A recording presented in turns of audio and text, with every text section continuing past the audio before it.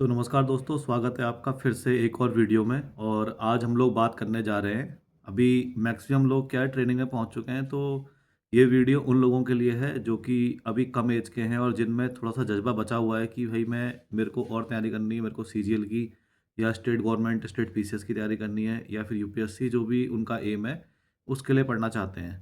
तो अभी आप लोग ट्रेनिंग सेंटर में पहुंच चुके हैं। वहाँ के हाल आप सभी ने देख लिए होंगे। ट्रेनिंग का शेड्यूल आपका किस तरह का रहेगा आपको पता लग चुका होगा।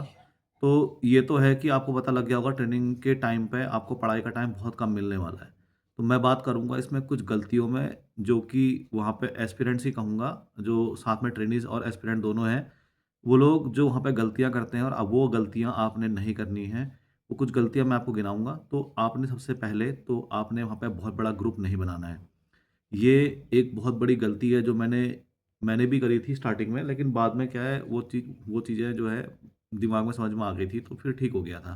और जितने भी लड़के वहाँ से सिलेक्शन लेके गए, मैंने एक चीज़ देखी थी कि भाई वो बहुत बड़े ग्रुप का हिस्सा नहीं थे। अब वो ग्रुप क्या बोलते हैं, हो सकता है आपका स्टेट के हिसाब से बना हो सकता है कम्युनिटी कास्ट के हिसाब से भी वहाँ पे ग्रुप बनते हैं, है ना? कि भाई ये तो फलाने गाँव का है, ये फलानी बिरादरी का है, सारे भाई इकट्ठे बैठेंगे, सारे भाई एक साथ खाना खाएँगे।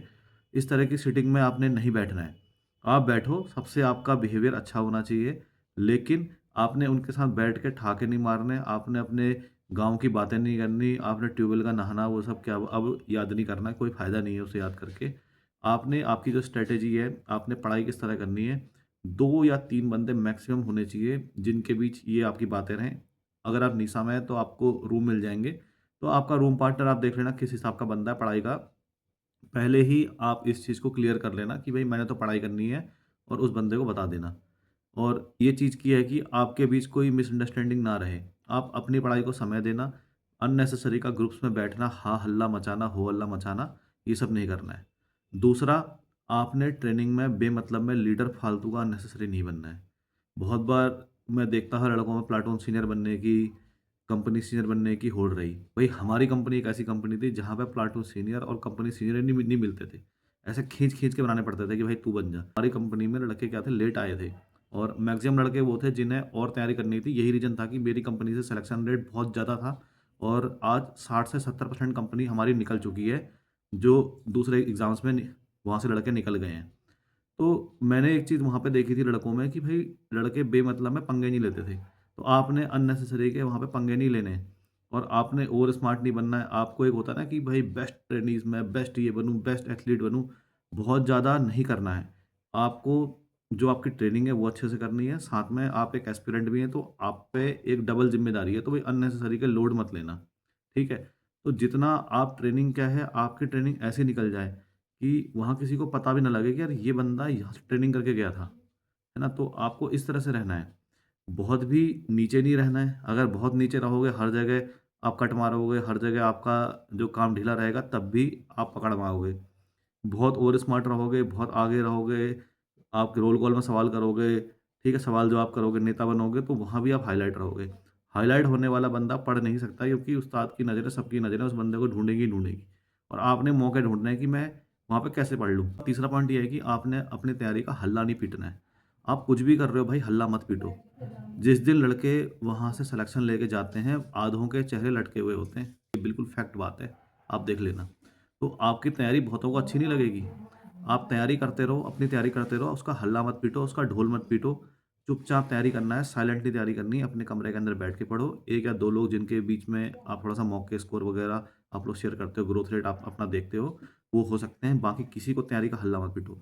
नुकसान इसका सबसे ज़्यादा ये होता है कि जब छुट्टियाँ अप्लाई होंगी ना और कुछ एग्ज़ाम ऐसे होंगे जिनके लोअर पे स्केल के लिए आपको लीव चाहिए होगी, तब वहाँ पे आपको दिक्कत आएगी कि यार ये बंदा तो तैयारी करता है, इसके घर में कोई काम-वाम नहीं, ये जो है तैयारी के लिए जा रहा है, आपकी लीव भी सैंक्शन नहीं होगी। और आपको इस तरह का अपनी एक इमेज बनानी है कि आप तैयारी नहीं करते हो, है ना? लोगों को ऐसा लगना चाहिए कि भाई ये बंदा जो है मतलब ऐसे ही रह रहा है और जब जाए सिलेक्शन लेके तो चुपचाप मिठाई खिला के निकल जाना। अब आती है एक बात कि लोअर सिलेक्शन ग्रेड के लिए क्या आपको एनओसी मिलेगी या फिर लीव मिलेगी ड्यूरिंग आपकी ट्रेनिंग? तो ऐसी नहीं मिलती है। अगर आपका पे स्केल नीचे है तो पहले तो आपको एनओसी ही नहीं मिलेगी और जब आपको एनओसी नहीं मिल रही है तो एनओसी नहीं मिलने के केस में आपको लीव भी नहीं मिलेगी। तो बहुत लड़कों के एग्ज़ाम रहेंगे जैसे आईबीपीएस क्लर्क का, एसबीआई क्लर्क है और इसमें क्या है, पीएसयूज़ की भी एनओसी नहीं मिलती बहुत जगह, है ना? तो इस चीज़ का एक बार आप अपने सेंटर पे क्लियर कर लेना कि आपके वहाँ से पीएसयू की एनओसी मिल रही है या फिर नहीं मिल रही है।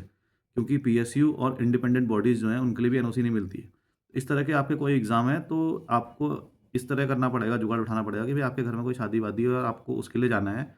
उसी बीच में आप एग्ज़ाम दे के आ सकते हो और अन्यथा आपको कोई छुट्टी नहीं मिलेगी इस तरह के एग्ज़ाम्स के लिए, ना एनओसी मिलेगी। बाकी आपको ट्रेनिंग कॉस्ट भर के तो जाना ही पड़ेगा, ठीक है? और एक चीज़ और है कि मैं देखता था कि यार वहाँ पे लड़के छत में, डाइनिंग एरिया में टाइम पास बहुत करते हैं। भाई टाइम पास नहीं करना है, अगर आपको तैयारी करनी है, आपको टाइम पास बिल्कुल नहीं करना है। आपको जो वहाँ पे छत में बैठ के ट्रेनिंग सेंटर में या सीआईएसएफ में कहीं पे भी हर जगह क्या होती है, फुल एकदम हो-हल्ला, मस्तीबाज़ी चलती है, उस सब में ज़्यादा नहीं पढ़ना है, क्योंकि टाइम लिमिटेड है। आपको 24 घंटे में वहाँ पे क्या सोने के लिए ही आपको टाइम कम मिलता है। तो इस दौरान आपको क्या करना पड़ेगा कि उसी टाइम को यूटिलाइज़ करना है। अब आप उस टाइम को यूटिलाइज़ करने के बजाय आप हो-हल्ले में निकालोगे, तो आपका वो टाइम तो खत्म हो गया, है ना? तो आप भीड़ से पीछे आ रहे हो क्योंकि लड़के लाइब्रेरी में बैठ के लगे हुए रगड़ रहे हैं। आप भी उसी भीड़ से आए हो, तो अब आपको थोड़ा-सा स्मार्ट और ज़्यादा मेहनत करनी पड़ेगी। तो ये मेहनत ऐसी होगी जब आप अपना टाइम को एक थोड़ा-सा नोट करोगे कि मेरा टाइम भाई कहाँ वेस्ट हो रहा है। मिनिमम आपकी जो टाइम वेस्टेज हो, एफर्ट्स आपके फुल होने चाहिए, हल्ला नहीं पीटना है, टाइम वेस्ट नहीं करना है, ठीक है? और दूसरा क्या है कि किसी भी तरीके की पार्टीज़ वगैरह में नहीं बैठना है। व्यवस्था वहाँ सारी हो सकती हैं, ऐसा नहीं है कि नहीं हो पाती हैं, हो सकती हैं, संभावना है हर चीज़ की। किसी भी तरह के इंटॉक्सिकेशन में आपको नहीं बैठना है, ना उसमें आपको शामिल होना है। गलतियाँ सबसे होती हैं, हो रखी हैं लड़कों से ऐसी गलतियाँ, लेकिन आपको उसमें शामिल नहीं होना है। उन पार्टीज़ से आप जितना दूर रहोगे, उतना अच्छा रहेगा। आपके दोस्त वो लोग होने चाहिए जो या तो तैयारी कर रहे हैं या आपको तैयारी के लिए मोटिवेट करते हैं। इसके अलावा आपको वहाँ किसी तरीके का कोई फ्रेंड सर्किल नहीं बनाना है जो ये कहता है कि तैयारी वेस्ट ऑफ टाइम है। अब अगर आपके अंदर हिम्मत है, आप एक ठीक-ठाक घर से आते हो, आपको लगता है कि भई मुझ में और पोटेंशियल है, मैं और मेहनत कर सकता हूँ, मैं और पढ़ाई कर सकता हूँ, तो आप पढ़ाई करिए। आपको नेगेटिव लोगों से बातें नहीं करनी हैं, जो आपको तैयारी करने से, पढ़ाई करने से मना करते हैं, वो आपके दोस्त नहीं हैं। अगर एक बार आपने उन्हें क्लियर कर दिया है कि यार मेरे को तैयारी करनी है, भई मेरे को पढ़ना है, ठीक है? मुझे यहाँ से आगे बढ़ना है, तो उसके बाद भी अगर वो बंदा आपको पिन कर रहा है कि यार छोड़ना क्या पढ़ना-वढ़ना कर रहा है, मज़े कर ये वो, उस आदमी से कट आउट कर लो। आपके दोस्त, आपके जो भी वहाँ पे सर्किल है, केवल वो होना चाहिए जो या तो खुद पढ़ाई कर रहा है। अगर वो पढ़ाई नहीं कर रहा है, तो वो आपको मोटिवेट कर रहा है कि यार यू कैन डू इट, आप कर सकते हो, चलो हम नहीं कर पा रहे हैं, आप तो कर सकते हो। इसी तरीके के लोगों के साथ आपको उठना-बैठना है, ठीक है? एक वीडियो मेरी उन लोगों के लिए आ सकती है जिन्हें वही नौकरी करनी है, उनको अपना माइंड मेकओवर कैसे करना है, क्योंकि बहुत सारी चीज़ें होंगी, वहाँ पे कोई कुछ बात बोलता है, कोई कुछ बात बोलता है, माइंड बहुत डाइवर्ट होता है, समझ नहीं आता है कि क्या करें। तो अगली वीडियो मेरी उनके लिए रहेगी जिन्हें वहीं पे नौकरी करनी है और उनकी एज हो चुकी है और उनसे अब क्या बोलते हैं, कोई एग्ज़ाम भी नहीं निकलता है। तो अगली वीडियो उन लोगों के लिए आ सकती है, प्लीज़ आप लोग कमेंट कीजिएगा।